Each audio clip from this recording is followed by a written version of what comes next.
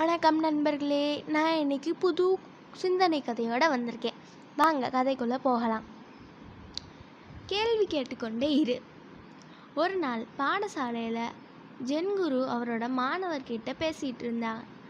அப்போ மாணவருக்கும் ஜென்னுக்கும் நடந்த உரையாடலை கேளுங்க. எதையும் கேள்வி கேட்கணும் அப்படின்னு சொன்னார் ஜென்குரு. அடுத்தவங்க சொல்கிறாங்கங்கிறதுக்காக மட்டும் ஒரு நிகழ்ச்சியை நம்ம நம்பிடக்கூடாது. நாமளே பார்த்து புரிஞ்சுக்கிறது மட்டும்தான் உண்மை. ஆனால் அதுவும் அப்போதைக்கு மட்டும்தான்.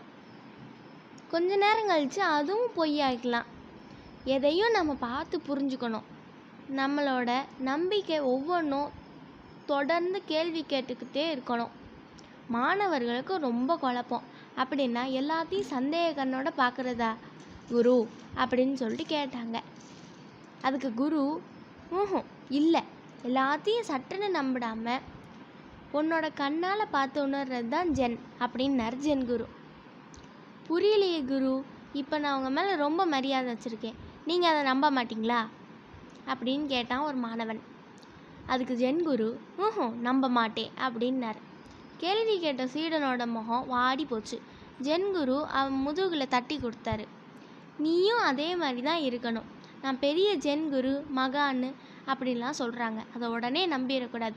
என்னை பரிசோதித்து உண்மையை நீயே பார்த்து தெரிஞ்சுக்கணும். அதுவும் ஒரு வாட்டி 2 வாட்டி இல்லை, தொடர்ந்து வாழ்க்கை முழுக்க. இவ்வளோ ஏன், புத்தரே என் போதனையை யாரும் கண்மூடித்தனமாக நம்ப வேண்டாம், ஒவ்வொரு வார்த்தையும் கடுமையாக சோதனை செஞ்சு உறுதிப்படுத்திக்கோங்கன்னு தான் சொல்கிறாரு. எதையும் நாம் நம்புகிறோங்கிறதாலேயோ விரும்புகிறோங்கிறதாலேயோ அப்படி நடக்கணும்னு எதிர்பார்க்குறதுனாலையோ மட்டும் அது உண்மை ஆயிடாது. எதையும் கேள்வி கேட்குற பரிசோதிச்சு பார்க்குற குணம் நமக்கு வேணும்.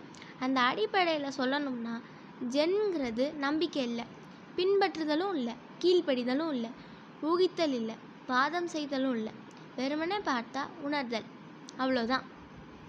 ஆம் நண்பர்களே, கண்ணால் காண்பதும் பொய், காதால் கேட்பதும் பொய், தீர விசாரிப்பதே மெய். நன்றி.